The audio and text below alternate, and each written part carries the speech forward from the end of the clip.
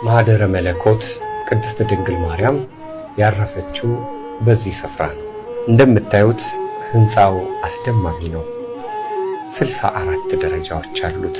በእመቤታችን እድሜ ልክ በውስጥ በኩል 48 ደረጃዎች ሲኖሩት በውጭ በኩል ደግሞ 16 ደረጃዎች አሉት።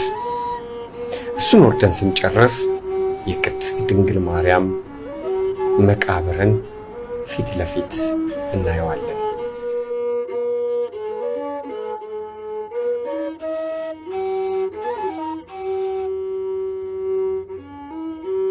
የዛን ጊዜ የነበሩት እንግዲህ እስራኤላውያን ቀብራቸው የሚፈጸመው በቤተሰቦቻቸው እርስት ስለነበረ እንግዲህ መቃብሯ እዚህ ሊሆን ያው ግድ ሆኗል ማለት ነው። እና እንግዲህ እስኪ ደግሞ ገባ ብለን እንመለከተዋለን።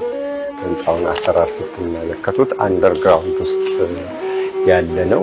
በጣም የሚገርም ጥንታዊ ነውና መቼም የቅድስት ድንግል ማርያም ወዳጆች እመቤታችን ቅድስት ድንግል ማርያምን እንወዳለን የምትሉ ይሄንን ስፍራ መታችሁ ብትጎበኙ በጣም ታተርፉበታላችሁ፣ በረከት ረድኤት ታገኙበታላችሁ። እናታችሁ ቅድስት ድንግል ማርያም ያረፈችበትን ቦታ መመልከት በእውነት መታደል ነው፣ መቀደስ ነው። መቃብሯን ገብቼ ተሳልሜ እወጣለሁ።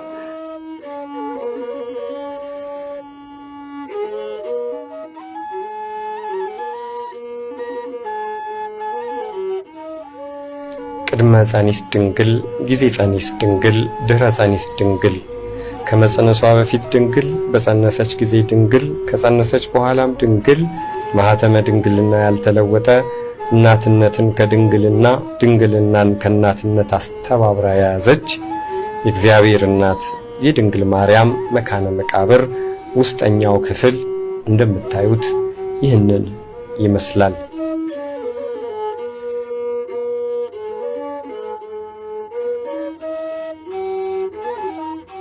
በጣም ልብ የሚመሰጥ ነው። እናታችን ቅድስት ድንግል ማርያም ያረፈችበትን ቦታ መንካት መታደል ነው። በእውነት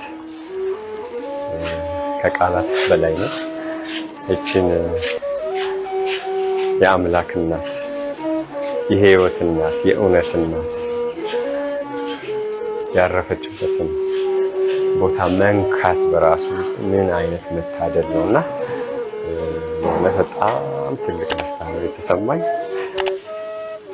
እናቴ የምወዳት እድሜ ልኬን ስመሰክርላት የኖርኩት በዚህ ቦታ አርፋ እሱን ደግሞ እኔ በእጄ እንድነካ እንድዳስስ አምላክ ስለፈቀደልኝ በእውነት በጣም እድለኛ ነኝ። እግዚአብሔር አምላክ ለዚህ ስላበቃኝ ደግሞ አመሰግነዋለሁ። ይህ የምትመለከቱት በአምላክ ፈቃድ እንዲጠብቃት የተመረጠው የቅዱስ ዮሴፍ መካነ መቃብር ነው። በዚህ ደግሞ አባቷና እናቷ ኢያቄምና ሐናም መካነ መቃብራቸው ይገኛል።